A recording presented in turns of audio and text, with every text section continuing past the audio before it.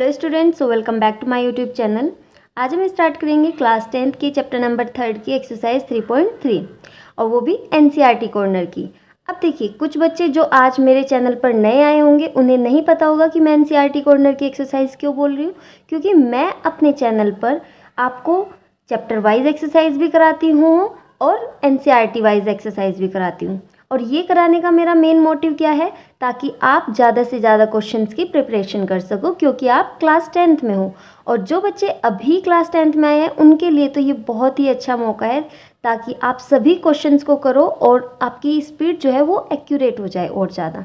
ठीक है, तो चलिए स्टार्ट करते हैं पहले क्वेश्चन से।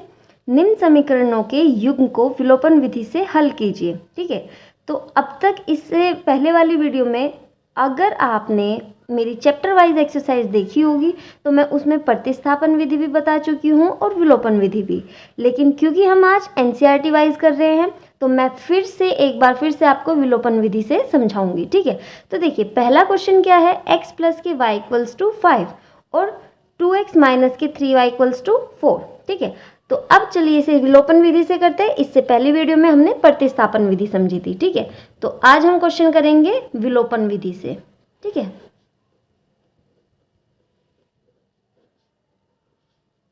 तो आज हम समझेंगे विलोपन विधि। तो चलिए शुरू करते हैं। देखिए बच्चों, जैसे पहला क्वेश्चन हमें दिया गया है, फर्स्ट क्वेश्चन में हमें दो इक्वेशन दे रखी है, x प्लस के y इक्वल्स टू 5 और दूसरी इक्वेशन है हमारी 2x माइनस के 3y इक्वल्स टू 4। विलोपन विधि में जो सबसे पहला फर्स्ट स्टेप हमारा क्या होता है कि ये दो चर के रैखिक समीकरण युग्म है। ठीक है, एक चर x है और दूसरा y है, और इसमें भी एक चर x है और दूसरा चर y है। तो ये क्या है, दो चर वाले रैखिक समीकरण युग्म है। ठीक है, तो इन दो चर में से हमें किसी एक चर का, दोनों इक्वेशन है, सबसे पहले इसे इक्वेशन नंबर फर्स्ट मान लेंगे और इसे इक्वेशन नंबर 2 मान लेंगे। और इन इक्वेशन में किसी एक चर को, समझिए, किसी एक चर का जो गुणांक होता है उसे हमें क्या बनाना होता है, सेम बनाना होता है। अब देखिए यहाँ पे x का गुणांक क्या है, 2 है, और यहाँ पे x का गुणांक क्या है, 1 है। तो जब आपको ऐसा दिखाई दे, क्योंकि विलोपन विधि में सबसे पहला स्टेप हमारा यही होता है कि हमें पहले इनका गुणांक सेम बनाना होता है, किसी भी एक चर का, या तो आप y का बना लीजिए या फिर आप x का बना लीजिए। तो हम यहाँ पर x का गुणांक सेम बनाएंगे। अब देखिए सेम कैसे बनाएंगे, अपोजिट मल्टीप्लाई कर दीजिए। जैसे यहाँ पर 2 है तो 2 की मल्टीप्लाई आप इक्वेशन फर्स्ट में कर दीजिए, और यहाँ पर 1 है और 1 की मल्टीप्लाई आप इक्वेशन नंबर सेकंड में कर दीजिए। तो दोनों में अपोजिट से गुना कर दीजिए।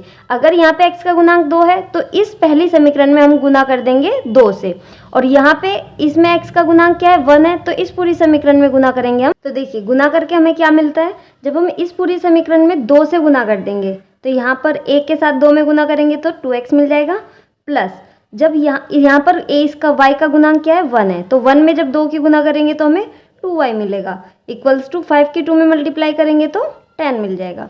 तो अब जो हमें समीकरण मिली वो ये है। ऐसे यहाँ से हमें 1 की गुना आप पूरे में करोगे तो आपको एज इट इज ही मिलेगी। ठीक है, तो ये जो दूसरी समीकरण थी ये हमारी क्या हो गई, एज इट इज। ठीक है, तो अब इसे मान लेते हैं समीकरण नंबर 3 और इसे मान लेते हैं समीकरण नंबर 4। अब देखिए सबसे पहला स्टेप आपको समझ में आया। आपको क्या करना है, यहाँ पर x का या फिर y का, आपको जिसका भी करना है आप y का भी कर सकते हो, ज़रूरी नहीं है कि x का करना है आपको सेम। तो किसी एक चर का आपको गुणांक सेम बनाना पड़ेगा। तो यहाँ पे फर्स्ट स्टेप में हमने बना लिया।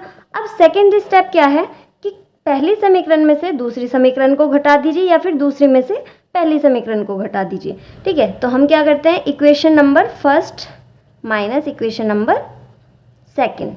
ठीक है, तो दोनों इक्वेशन में से देखिए 2x प्लस के 2y पहली इक्वेशन नंबर 3 और इक्वेशन नंबर 4। अब ये आई है ना हमारी नई समीकरण बन के, तो यहाँ पे ये इक्वेशन नंबर 3 है, इसमें से हम 4 को घटाएंगे। तो सबसे पहले लिख लीजिए इक्वल्स टू ये, फिर यहाँ पर है 2x माइनस के 3y इक्वल्स टू 4। ठीक है, तो ये दोनों समीकरण थी। अब हम क्या कर रहे हैं इसे घटाने पर, तो यहाँ पर जब हम माइनस करेंगे तो ये कैसा बन जाएगा, प्लस का, ये प्लस का है, ये माइनस का हो जाएगा, ये माइनस का, ये प्लस का, और ये प्लस का, ये माइनस का हो जाएगा। ठीक है, जब भी आप माइनस की मल्टीप्लाई करते हो तो निशान क्या हो जाता है, चेंज हो जाता है। आपने इस समीकरण में से इसे घटाया तो इस समीकरण के निशान चेंज हो जाएंगे।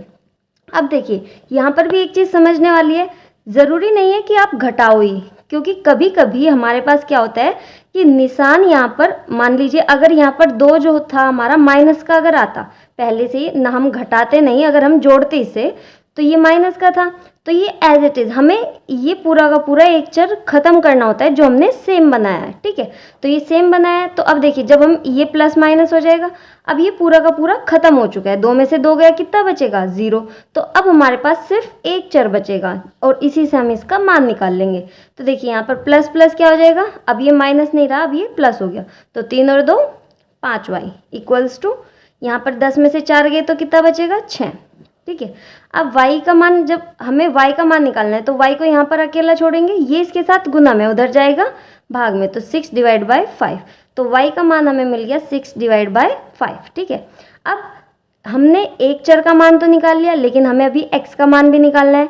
तो अब हम क्या करेंगे, इस y के मान को आपके यहाँ पर जो भी समीकरण ये आई थी, समीकरण 1 2 3 4, आप कोई सी भी समीकरण में y का मान ये रख लीजिए, आपको x का मान मिल जाएगा। ठीक है, तो हम इक्वेशन नंबर फर्स्ट में रख लेते हैं। ठीक है, जिसमें भी आपको इजी लगे, तो इक्वेशन नंबर फर्स्ट में y का मान रखने पर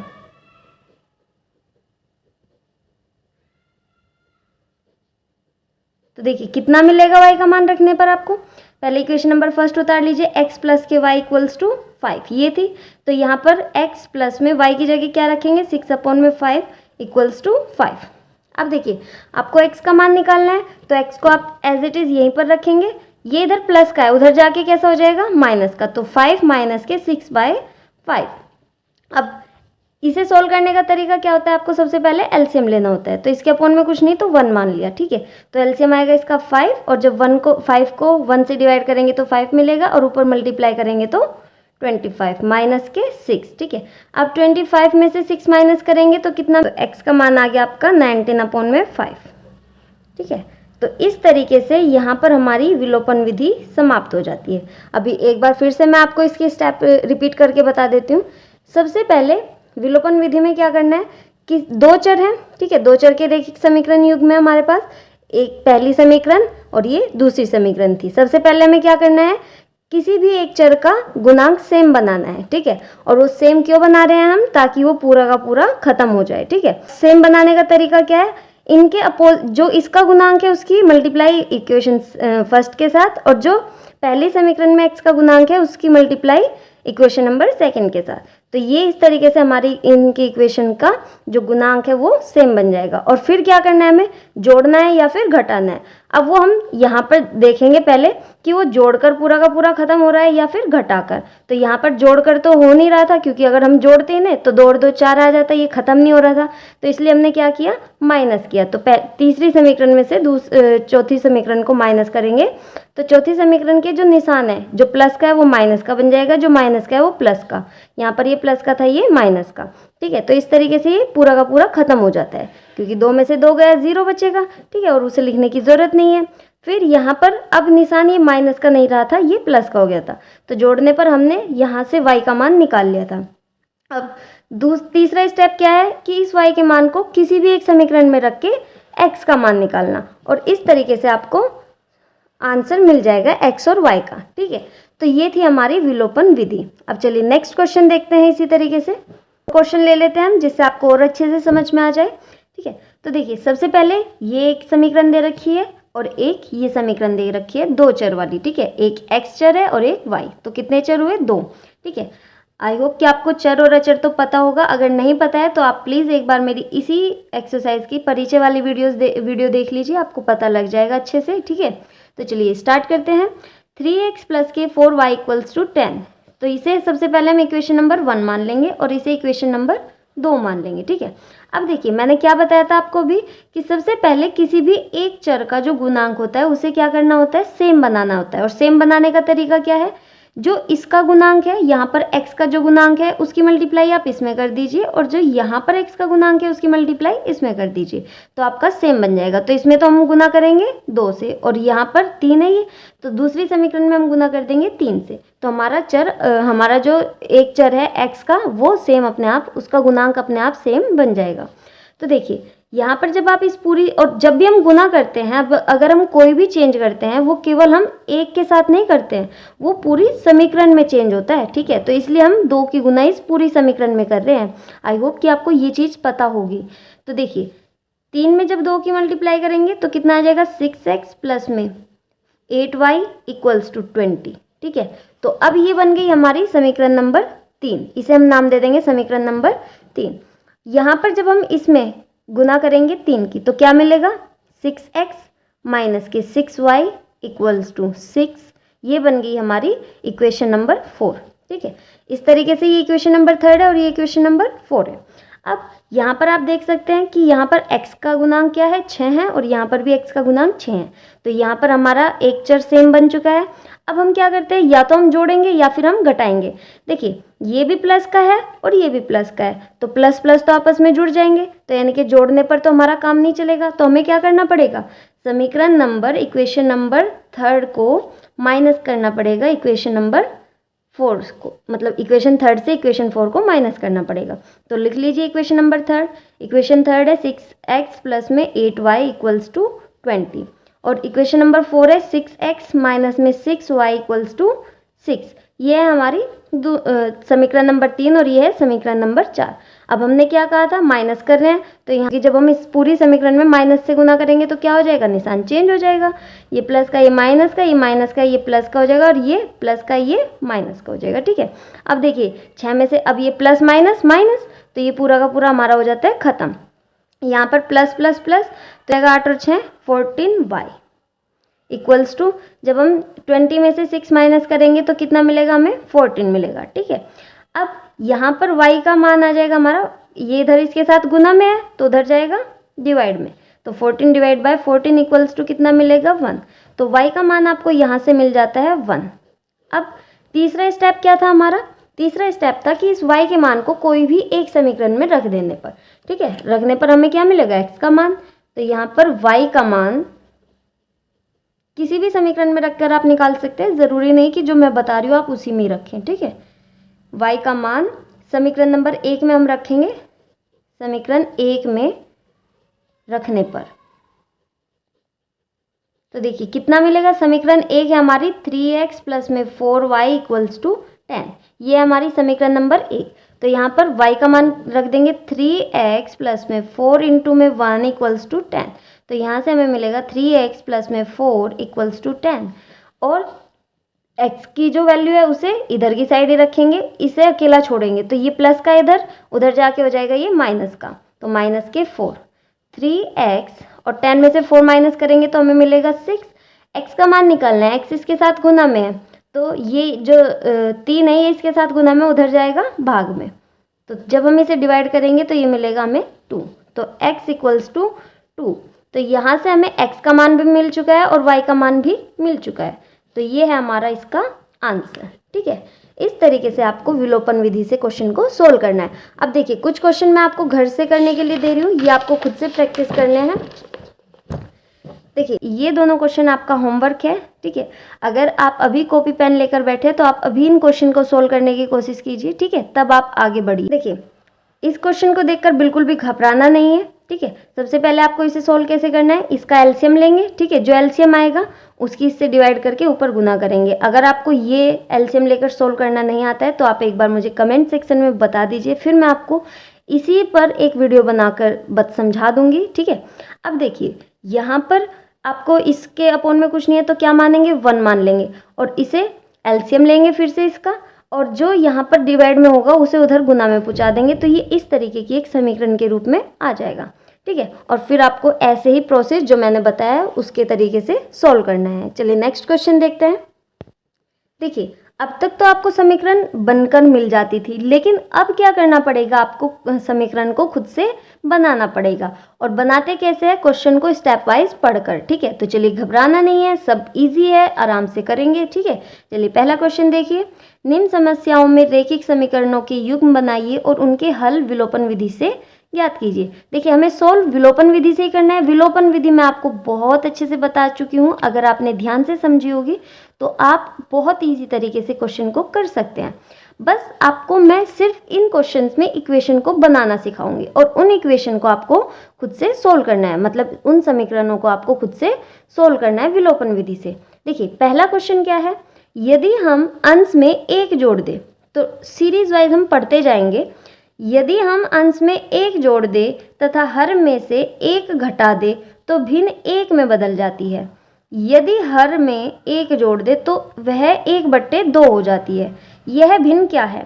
देखिए सबसे पहले तो जो अज्ञात है, मतलब जो अननोन है, जो आपको पूछ रखा है, जो नहीं पता है क्वेश्चन में, ठीक है, तो उसे आपको कुछ मानना है। तो यहाँ पर हमें भिन्न नहीं पता। और भिन्न क्या होती है? जिसमें अंश होता है और जिसमें हर होता है। भिन्न क्या होती है? भिन्न बराबर होती है अंश अपॉन में हर। भिन्न का मतलब क्या है? ऊपर वाली संख्या को अंश बोलते हैं और नीचे वाली संख्या को हर बोलते हैं। तो भिन्न हमारी अंश अपॉन में हर होती है। तो सबसे पहले आपको उस भिन्न को मानना पड़ेगा, क्योंकि क्वेश्चन में वो नहीं दे रखी है। तो मान लीजिए उसका अंश क्या है? x है और हर क्या है? y है, ठीक है। तो वो भिन्न हमारी क्या होगी? भिन्न बराबर होगी हमारी x अपॉन में y, ठीक है। तो ये है हमारी भिन्न। अब क्वेश्चन को पढ़िए स्टार्टिंग से फिर से। यदि हम अंश में, क्या कहा इन्होंने? यदि हम अंश में 1 जोड़ दे, तो सबसे पहले x अपॉन में y है हमारी भिन्न। तो इन्होंने कहा है यदि हम अंश में 1 जोड़ दे तथा हर में से 1 घटा दे, तो हर में से हर y है, y में से 1 घटा दीजिए तो भिन्न 1 में बदल जाती है। तो भिन्न हमें क्या मिलती है? 1 मिल जाती है। तो अब क्या करना है? इसे आपको सोल्व करना है और इक्वेशन को बनाना है। पहले आपको क्वेश्चन को हाफ हाफ पढ़ना है। यहाँ तक हमने पढ़ा, यहाँ तक पढ़ने पर आपको समीकरण नंबर 1 मिल जाएगी। तो देखिए इसे सोल्व करेंगे तो यहाँ पर जो भाग में उसे पहुँचा देंगे उधर गुना में, x + के 1 = 2 और 1 की गुना करेंगे तो आपको एज इट इज़ यही संख्या मिलेगी। अब देखिए y को इधर लेकर आइए, क्योंकि आपको समीकरण के रूप में बनाना है। तो y इधर आ जाएगा तो उधर प्लस का इधर आके माइनस के y, और इसे उधर ले जाइए तो -1 और ये इधर आकर -1 हो जाएगा। -1 पहले से ही था और ये इधर प्लस का उधर आके -1। तो अब देखिए x - के y = माइनस प्लस, तो 1 और 1 कितना हो जाएगा? 2, -2, और ये मिल गई आपको समीकरण नंबर 1, ठीक है। तो इस तरीके से आपको समीकरण नंबर 1 फाइंड करनी है। अब देखिए समीकरण नंबर 2 यहाँ से स्टार्ट होती है। अब क्या कहा है इन्होंने? यदि हर में 1 जोड़ दे, अब की बार क्या कहा है? हर में 1 जोड़ दे तो भिन्न क्या हो जाती है? 1/2 हो जाती है। अब देखिए इस बार अंश में हमें कोई चेंज करने के लिए नहीं कहा है। भिन्न क्या थी हमारी? x अपॉन में y, ठीक है। अब इन्होंने कहा है कि यदि हम हर में 1 जोड़ दे, तो हर हमारा है y, इसमें हमने 1 जोड़ दिया तो भिन्न हमारी 1/2 हो जाती है। ये बन गई हमारी भिन्न, ठीक है। इस बार हमें अंश में कुछ भी चेंज नहीं करना।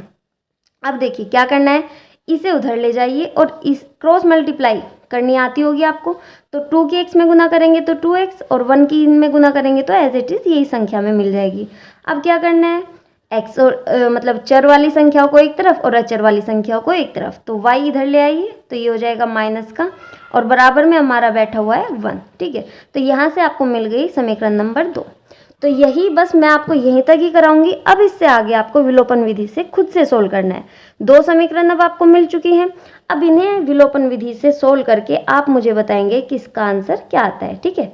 विलोपन विधि मैं आपको बहुत अच्छे से समझा चुकी हूँ बच्चों, ठीक है। तो विलोपन विधि से आगे आपको इस क्वेश्चन को सोल्व करना है और x और y का मान आपको मुझे बताना है कि क्या आया, ठीक है।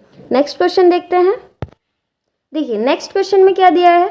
5 वर्ष पूर्व नूरी की आयु सोनू की आयु की 3 गुनी थी, ठीक है। 10 वर्ष पश्चात नूरी की आयु सोनू की आयु की 2 गुनी हो जाएगी। नूरी और सोनू की आयु कितनी है ये बताना है, ठीक है। तो बिल्कुल बहुत इजी है। सबसे पहले आपको इक्वेशन बनानी है और इक्वेशन हम पढ़कर बनाएंगे। तो देखिए कैसे करते हैं। सबसे पहले कहा है नूरी और सोनू की आयु कितनी होगी, तो आप नूरी की आयु मान लीजिए पहले। तो माना, यहाँ पर क्वेश्चन को अच्छे तरीके से करना है, माना नूरी की आयु बराबर x, ठीक है। फिर सोनू की आयु, तो सोनू की आयु को भी मान लीजिए। सोनू की आयु बराबर y, ठीक है। तो ये है नूरी और सोनू की वर्तमान आयु, मतलब जो अभी उनकी है, क्योंकि हमें उनकी आयु बतानी है। अब देखिए इन्होंने क्वेश्चन में क्या कहा है। अब आ जाइए स्टार्टिंग से क्वेश्चन पे। क्वेश्चन में कहा है कि 5 वर्ष पूर्व यानी कि 5 साल पहले की बात हो रही है। तो ये तो उनकी इस वक्त आयु है, ठीक है, जो हमें अब बतानी है कि नूरी और सोनू की आयु कितनी है, ठीक है। 5 वर्ष अगर पूर्व की बात हो रही है तो हम क्या करेंगे, उनकी जो वर्तमान आयु है उसमें से 5 वर्ष घटा देंगे, उसके बाद हम आगे की लाइन पढ़ेंगे, ठीक है। तो हम यहाँ पर लिखेंगे 5 वर्ष प्रश्न अनुसार, ठीक है। यहाँ पर ये भी डाल लीजिएगा, नूरी की आयु। तो हम क्या कर देंगे, नूरी की जो वर्तमान आयु है 5 वर्ष पूर्व क्या होगी उसकी, x माइनस के 5। 5 वर्ष पहले की बात हो रही है तो घटा देंगे, और अगर बाद की बात हो रही होगी तो हम उसमें जोड़ देंगे, ठीक है। ऐसे ही 5 वर्ष पूर्व सोनू की आयु। तो 5 वर्ष पूर्व सोनू की आयु कितनी होगी, देखिए इस वक्त क्या है सोनू की आयु y, और 5 वर्ष पूर्व हो जाएगी y माइनस के 5, ठीक है। तो ये है उनकी 5 वर्ष पूर्व। अब यहाँ से हम बनाएंगे इक्वेशन नंबर फर्स्ट। अब देखिए क्या कहा है क्वेश्चन में कि 5 वर्ष पूर्व नूरी की आयु सोनू की आयु की 3 गुनी थी। 5 वर्ष पूर्व नूरी की आयु कितनी है, x माइनस के 5, और ये क्या थी सोनू की आयु की, सोनू की आयु कितनी है y माइनस के 5। सोनू की आयु की कितने गुनी थी, 3 गुनी थी। 5 वर्ष पूर्व, देखिए 5 वर्ष पूर्व नूरी की आयु, ये नूरी की आयु है, नूरी की आयु सोनू की आयु की, सोनू की आयु है y माइनस के 5, उसकी 3 गुनी थी, तो इसमें गुना कर देंगे हम 3 की। अब यहाँ से इसे सोल्व करने पर हमें मिलेगी समीकरण, 3 के अंदर गुना कर देंगे तो 3y माइनस के 15, ठीक है। अब जो चर वाली संख्या है वो एक तरफ और जो अचर है वो एक तरफ, तो x और ये इधर आ जाएगा माइनस के 3y इक्वल्स टू माइनस के 15 उधर फिर से है, और ये इधर माइनस के उधर जाके प्लस का 5। तो यहाँ से हमें क्या मिलेगी समीकरण, x माइनस के 3y इक्वल्स टू माइनस के 10, ठीक है। प्लस माइनस माइनस 15 में से 5 गए, कितना बचा 10। तो ये बन गई हमारी समीकरण नंबर 1। अब समीकरण नंबर 2 देख लीजिए।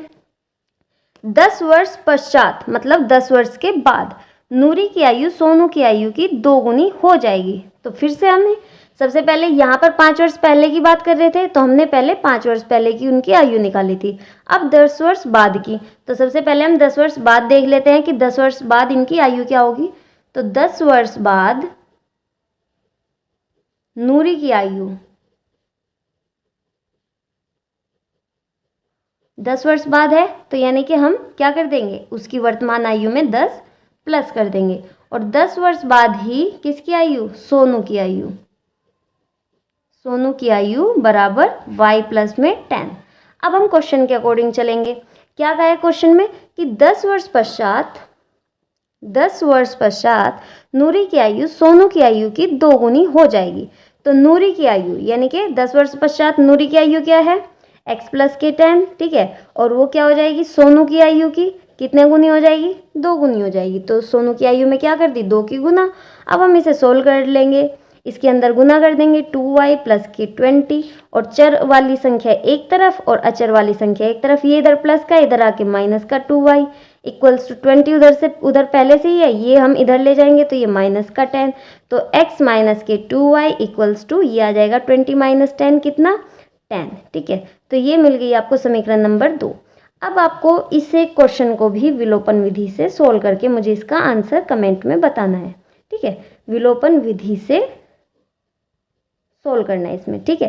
तो x का मान भी निकाल लेंगे और y का मान भी निकाल लेंगे। x क्या है, x है नूरी की आयु और y है सोनू की आयु, ठीक है। तो आपको नूरी और सोनू की आयु को कमेंट में बताना है। चलिए नेक्स्ट क्वेश्चन करते हैं। देखिए नेक्स्ट क्वेश्चन दिया गया है 2 अंकों की संख्या के अंकों का योग 9 है। क्या कहा है, 2 अंकों की संख्या है, उसके अंकों का योग 9 है। इस संख्या का 9 गुना संख्या के अंकों को पलटने से बनी संख्या का 2 गुना है, यह संख्या ज्ञात कीजिए। इन्होंने कहा है 2 अंकों की संख्या है, ठीक है। तो सबसे पहले उसका पहला अंक क्या मान लेंगे, पहला अंक क्या होता है, इकाई का अंक। तो माना इकाई का अंक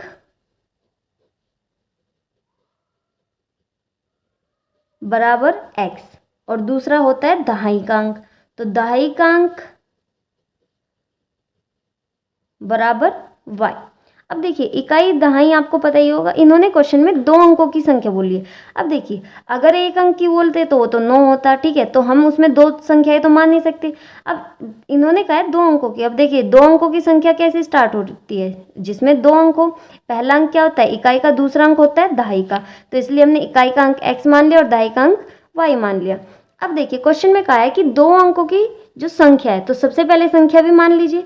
तो संख्या क्या बनेगी, देखिए संख्या क्या बनेगी, इकाई का अंक, ये बन जाएगी हमारी संख्या 10y प्लस में x। अब देखिए बहुत से बच्चों को कन्फ्यूजन होती है कि यहाँ पर ये कैसे आया। तो आप मुझे बताइए कि कोई भी अगर 2 अंकों की संख्या है तो वो दहाई के अंक पे, यानी कि दहाई का अंक कब कब बनता है, जब आप स्टार्टिंग कहाँ से होती है, 10 से, ठीक है। तो उसमें इकाई का अंक तो चलो पहली संख्या जो भी है, ठीक है। दहाई का अंक कैसे बनता है, जब आप किसी भी संख्या में 10 की गुना करते जाते हो तब वो क्या बनता है, दहाई का अंक। तो इसलिए यहाँ पर अगर 20 है तो 20 यानी कि 2 में मल्टीप्लाई करी होगी किसकी, 10 की, तो तब जाके क्या बनाइए 20। अगर हम 30 बोल रहे हैं तो 3 में मल्टीप्लाई करी होगी किसकी, 30, तब जाके 30 बनेगा। तो इसलिए हमने यहाँ पर दहाई के अंक में क्या करी, 10 की गुना करी है, और जो भी यहाँ पर इकाई का अंक है उसे हम इसके साथ जोड़ देंगे। अगर 21 है तो यानी कि 20 में प्लस करेंगे, ठीक है, किसे 1 को, तब ये बन जाएगा 21। तो इस तरीके से ये चीज़ आपको बेसिक चीज़ है जो आपको पता होनी चाहिए, ठीक है, कि हमने इसमें 10 की गुना क्यों करी। अब देखिए ये हमारी बन गई संख्या, ठीक है। अब आ जाते हैं अपने क्वेश्चन पर वापस। तो क्वेश्चन में कहा है 2 अंकों की संख्या के अंकों का योग, ठीक है, 2 अंकों की संख्या ये है, इनके अंकों का योग, अंक क्या है x और y, यानी कि इनका योग x प्लस में y, इन दोनों का योग कितना है, 9 है। तो यहाँ पर हमारी समीकरण नंबर 1 पहले से ही बन चुकी है। अब देखिए आगे क्या कहा है क्वेश्चन में, इस संख्या का 9 गुना, इस संख्या का, संख्या क्या है हमारी ये है, इस संख्या का 10y प्लस में x का कितना गुना, 9 गुना, यानी कि इसमें गुना कर देंगे 9 की, 9 गुना संख्या के अंकों को पलटने पर। तो अब हमें क्या करना है, संख्या के अंक पलट देने हैं, जहां y था वहां पर x और जहां x है वहां पर y। तो संख्या के अंकों को पलटने पर क्या बन जाएगा हमारा 10x प्लस में y, ठीक है। संख्या के अंकों को पलटने से बनी संख्या का 2 गुना, तो जब हमने अंक पलट दिए तो इस संख्या का 2 गुना है, ठीक है। तो ये हमारा इन्होंने क्वेश्चन के अकॉर्डिंग जो बोला है हमने यहाँ पर नोट कर लिया। अब हमें इसे सोल्व करके इक्वेशन नंबर 2 बनानी है। 9 के अंदर मल्टीप्लाई कर दीजिए, 90y प्लस में 9x इक्वल्स टू 2 की 10 में मल्टीप्लाई करेंगे 20x प्लस में 2y, ठीक है।